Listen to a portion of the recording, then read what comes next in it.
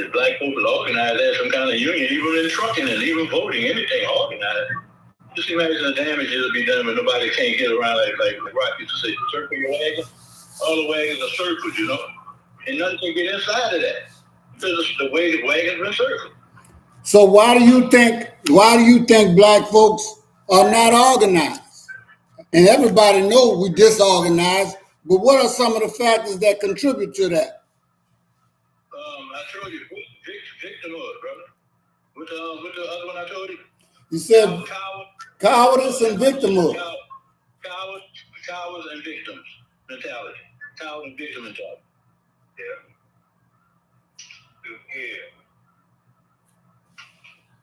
Then, like I was telling you, and self-hate. Self-hate. That's number one on the list. We didn't trust each other. Yep. And you know, he brought up a very important point, self-hate. And, you know, a lot of people will sit down here and deny it, but most people won't even admit to the fact that they hate the image they see in the mirror, and that's their own. You understand? And that self-hate leads to distrust of anybody that look like you, stay next to you, and is affiliated with you. But yet and still, you can smile and talk nice to the European who's done everything to you and has done everything against you to make sure that you stay in your place. And so who taught you to hate yourself from the bottom of your feet to the top of your head? I know one thing.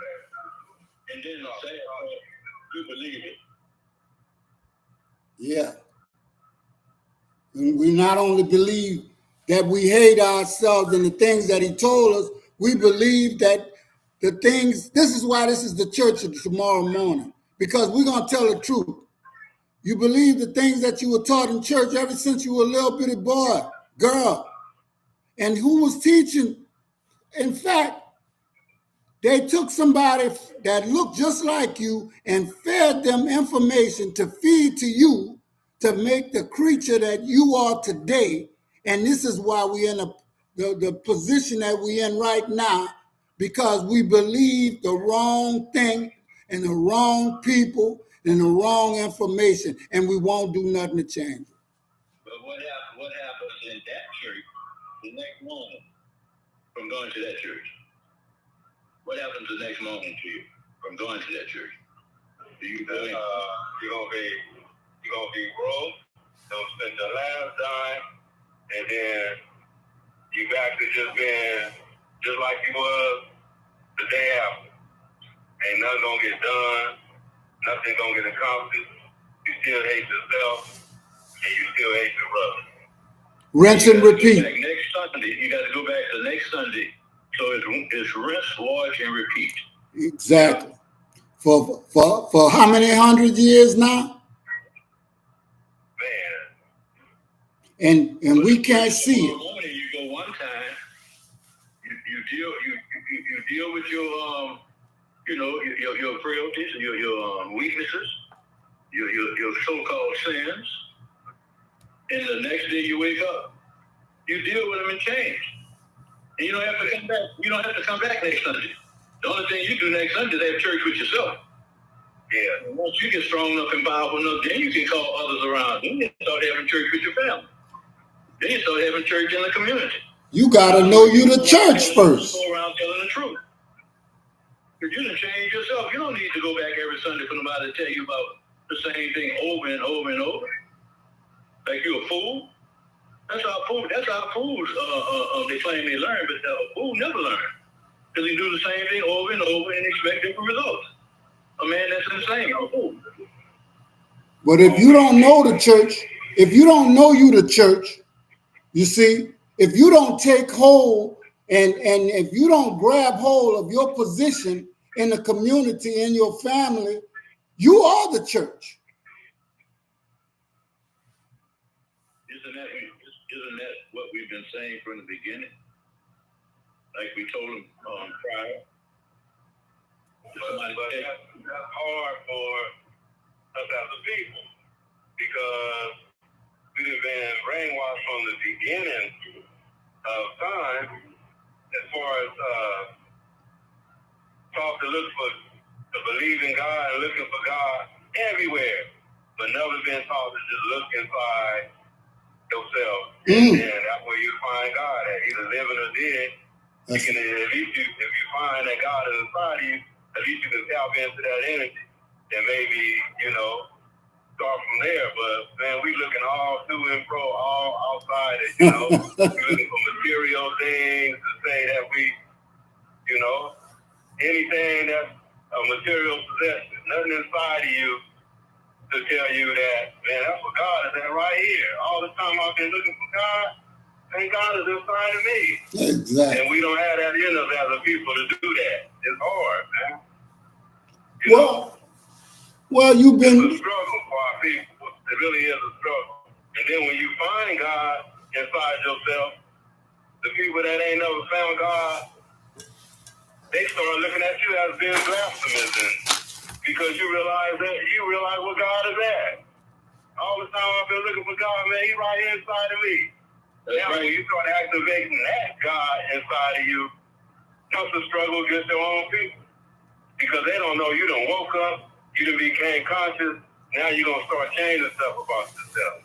Because it's only natural to start changing, even if God will force you to change yourself once you realize where you're at. Your habits and stuff, just certain little things about, when I first met Brother Sid, boy, I was a mess, man. But it took a real brother. I wasn't no fool. I wasn't no dummy. I was conscious then. I was just a conscious fool. You know what I'm saying? But habits and stuff started changing when we started organizing and we had a solid brotherhood. Man, me and Brother Sid must have went about at least 12 years without even using the word nigga. You know what I'm saying? Mm-hmm. To me, that may be small to a conscious person, but for me, my background and where I came from, that was big. And not that I didn't use the word, but we started living like that, man. The habits start changing and stuff, And those kind of things, man, we just don't have. We got them we still have it, but it's a very small little captives, a handful of us in in the country and different communities and stuff. But it's not enough for us to eradicate all the foolishness and all the sickness and shit that we have. Yeah, it's just it was just I guess a blessing in disguise that you got to a point where you could live nigger free, Yeah, really. Free of those chains, People try to act like, it's a term. There ain't no term in different. It's a hate word. It's a word that is, the word that was used against your people. It's something, matter of fact, it's the last word heard that your people heard. Get that in, kill that nigga. Yeah, that nigga. Burn that nigga. Rob that nigga. Lynch that nigga. Fuck that nigga. Mm-hmm. And then we even have some of the so-called black leaders that found a way to even use it as a term of them. Like Dr. Cornel West, he found, not knocking him, but I'm just saying, this is one of our so-called elders and leaders and stuff, and he even found a way to say that nigga was a term of endearment. And it really is a hate word, man. That's all it is. No more, no less. It's a hate system. Based on the historical treatment of black people in this country and around the world, Black Americans need a national organization or network of secret society whose sole purpose would be to protect black people from physical and political economic abuse. The need for such organizations are included under religion because the majority of social organizations, whether the Ku Klux Klan, the Knights of Camilla, Black Horse Brigade, or simply the ultra-right wing, moral majority all had direct church links. What you think about that? That's in the past. Mm-hmm. You know, we don't need church no more. Mm-hmm. We told you the kind of church we need. We don't need no formalized churches. I mean, they could go put in the trash cans and ashtrays of history, like Dr. John Henry Clark said. Mm-hmm. The man-made murder cults. You know. Mm-hmm. And they don't serve society anymore. They don't serve the people no more. They're full of that spooky, brothers call it that spooky shit, you know, like a ghost around you or something, you know. Mm-hmm. People tired of living with ghosts around them, man. People tired of somebody coming up to you with some quote from some book, you know, where they got the only book in the house. They don't even have a bookshelf.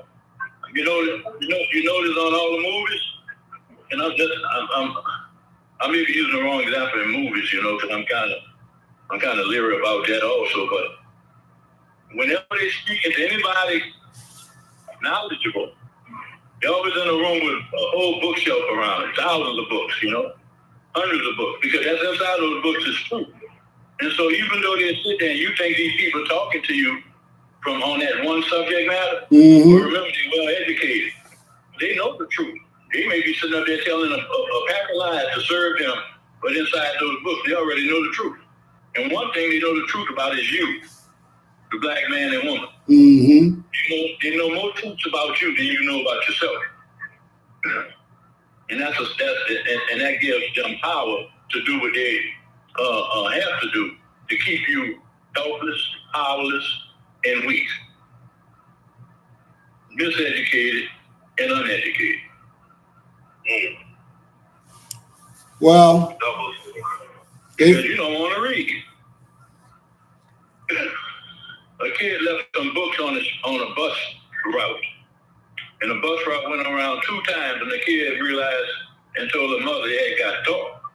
The kid was coming from school with that 3:30, 4 o'clock, and so the mother and them got on, and where your books at? And the kid crying, well, I left them on the bus. And the mom said, come on, let's go. This is the last bus. 9 o'clock, the bus is in, right? So they stood by the bus stop, and that last bus pulled up, which is the same bus that kid was on, and the books was sitting on the seat in back of an empty bus. Mm-hmm. Nobody, after 15, 20 loads that bus, a trip that bus had made along its route, no one had touched those books on that bus. Mm-hmm. Now, if you had left a phone, if you had left a set of dice, you know, a pack of cards, or anything on that bus, a candy bar, it would have not been sitting in the same place you left it. No. But those books, and inside one of those books could be the cure for mental cancer, the cure for physical cancer, the cure for the whole problems of the world could be inside that book. But nobody took those books and opened one page to read anything in it. Well, see? I see. That's what I'm talking about. And some people come along and tell you they don't need no books. They got one book. I think you mentioned to me, one woman told you she was married to Jesus. That's right. But I'm gonna play devil's advocate, and I sincerely hear you, my brother. Churches in America helped to establish a foundation that supported slavery. Black churches were established to keep black people pacified and under control. But like those early independent ministers who used their churches to help their people escape slavery, Powernomics calls on those religious organizations to be agents of change to empower Black America today. I don't really care how it happens. I have not seen too many Black churches actually help Black people. I've seen them help themselves to what Black people have to give them, and then go home to their $1 million homes, airplanes, cars, jewelry, and all the other good things that people love. You know, as long as the masses are getting sheared like sheep, the one who takes care of the flock or supposed to take care of the flock, he can live the good life. And we blind to see it. They teach us to be blind. That's why I don't have condemnation for the churches of yesterday when we needed that, you know, when that's the only place we could meet. We started using that as a way station, as places where we became organized and politically active and all type of other, beautiful things that we got accomplished in there. But I'm talking about today. Well, that was needed then. That type of church is not needed today. Okay, so how would we organize? Because we talked this morning. We can change the name of it and call it organization, meeting place or something, give it another name. But as far as getting from that religion aspect of it, you know, that story they told us and all them different stories, yeah, we don't need that. Well, those of us who graduated, we know that. But we got to talk about this organization of our communities so that we can move forward in this nation and in this world, because what we forget most of the time is that what we're going through here in America, they're going through in Africa, Brazil, and all other places. Some people just don't recognize it the way that we do. So let's talk about organization. How are we going to do these things? First of all, nothing new under the sun. We had tons of organizations. It's the lack of them today, and the more need for us to organize today. You see, when we were organized, we accomplished great things. But that's what they did. They torn down the organization that our people belong to. They burned them out. You know, they burned out when they tried to organize economically. You know, when they tried to organize politically, when they come in and they split you up and they label you. So you can't organize. Yes, you can. You told me one time we never give up.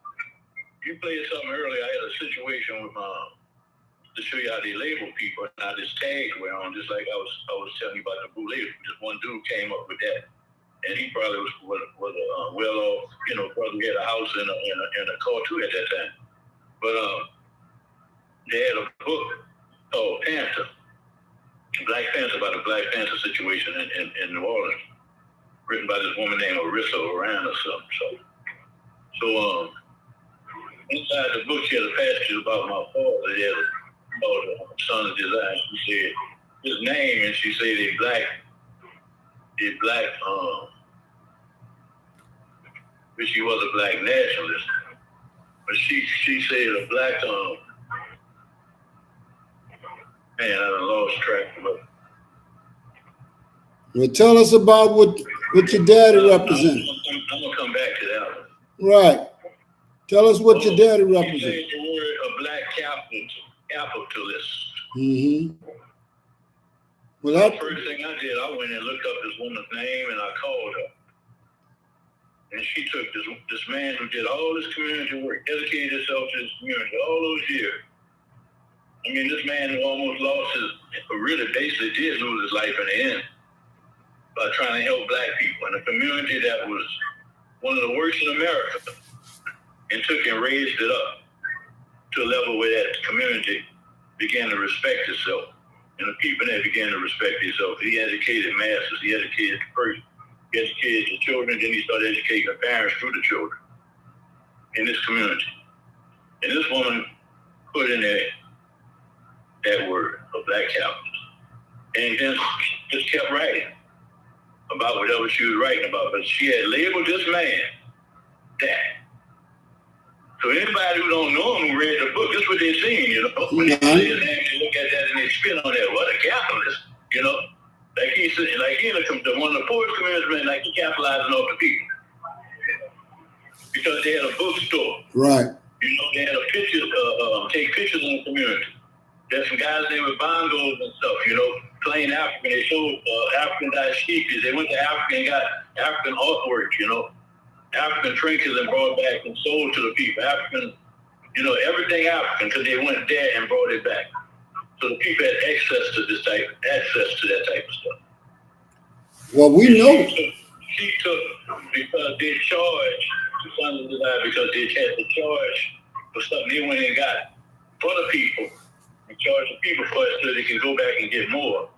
And along with all the other things that would happen in that community. And this white woman who nobody ever seen, never been in that community, never stayed there not one day, called that type of person Black Catholic. Well, this has happened every time we try to do something, especially good.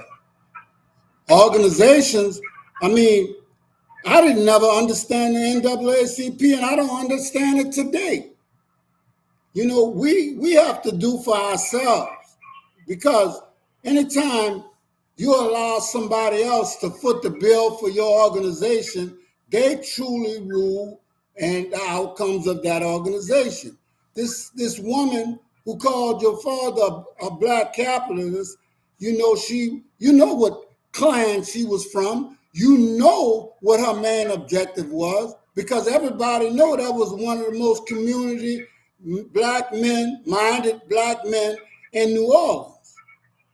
And the level of respect that he had, we have to understand the animal that we dealing with. The animal that we dealing with is so jealous of us. And you know, this is the thing.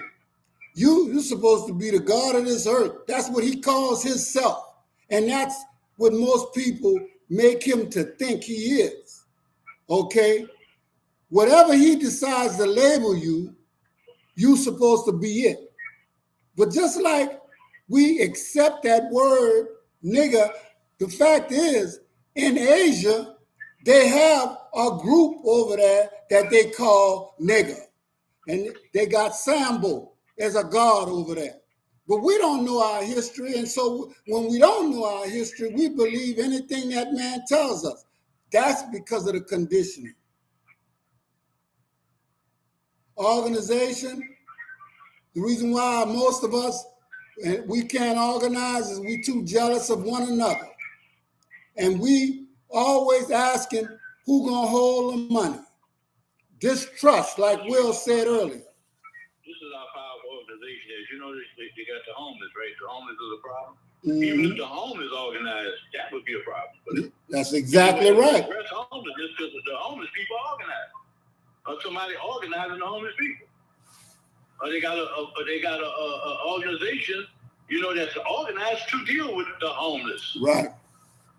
Worldwide, nationwide, countrywide, citywide, statewide, you know. But before we go, I want to talk about something. So you need various organizations, but each one are working towards a common goal, and that's for the betterment of man and humankind. That's where the problem lies. And you deal with the race thing. These people, what common goal do they? They wouldn't know what to do without race. You know, to even be American, you have to almost be a racist. But that's all they preach and teach is race. Well, I'm not worried about them. No, you're born with this stuff. I think you talk about the shade, you know. Right. Human being, you. Yeah. Shade, man. I mean, you're born with this foolishness, you know. We don't. They got a race. They got to know what you are. For what? They want to classify you. American and all this stuff. Yeah, they have to. They want to. They got set aside money for that. They got all kind of, idiotic foolishness going on with the race. Well, in the Church of Tomorrow Morning, we know already that there is no white and black. They just made these things up so that they can classify. And you know, a lot of the times when you set up a system, you set it up to benefit you and yours. Okay? And this is exactly what we in right now. But I want to know, what is our common bond to get to, why would we organize? Because right now, black people don't seem to think that they have a need to organize. We look at the bourgeoisies. This was supposed to be a tenth of the black population that were going to get educated, and then they were going to turn around and pull up 10 more black people and keep on doing that 10 by 10, and so that we could lift up ourselves out of the mire and the mud that we are in, that called slavery. But what did they do? They went off to the side and set up their own organization. Okay? And this is happening all over with our churches and even individually. So I want to know what banner, what common bond can we unite as a people so that we can start living our best lives? That's been $1 million question. We must have a common bond, a common thread. Something that we got to stand and say, this is not going to happen to us collectively as a people. But first, you got to look at yourself as a people. You got to think collectively. You got to understand that. You should say they should have learned from the last election. Or no. When them folks stand together, you know? That's the difference. They stand together behind somebody that's a convicted felon, but because he's European, they came out and supported him. But we, as a black person, we look at our brother next to us across the street, and we secretly hate him. And we do it because we were told to do it. Yeah. Breed it to do it. Bred it in the DNA. Well, we use two words, and it says indoctrination and conditioning. And if you do that, programmed and conditioned. And if you do that over several decades or hundreds of years, you have tell you the truth, we are already a virtual beings. They created the virtual beings a long time ago when they took over your mind. You're not really even here. Your body's here, but your mind is gone. What Gil Scott said, ain't even really your life is nothing but a movie. Huh. And you know what? We some of the greatest actors, but nobody can act that European. We think that we be getting Academy Awards and everything else, but that's all we get is one little a statue or something else. The true actors in this world, they get whole countries and continents. They get gold, silver. They get the best of everything. And you know what? We endorse it because we act like we don't want it for ourselves. Well, this is his movie. He's a producer and director. You know, you just got a role in it. You better find your role. Sometimes you assign it, and sometimes you got to get in where you can fit in. But remember, it's his movie. Well, iron and rolling. Well, as always, every good thing must come to an end. You got anything y'all want to say before we jump off of here, brothers? Man, they don't have enough time.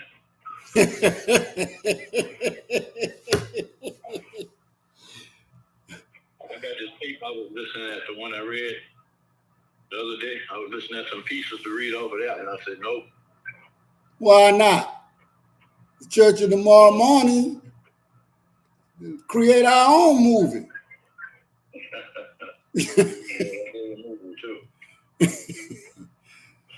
Well, you all right over there, Will? Yeah, I'm in traffic, man. Got it. Well, we have a brother that's I understand. We had invited a brother that's out there. He's out in the world doing his thing. And we're going to bring this to an end. And so hopefully y'all got something out of it. It's private until we make it public anyway. So out. All right, bro. All right, Will. All right, brother. All right, brother. All right, later. Later.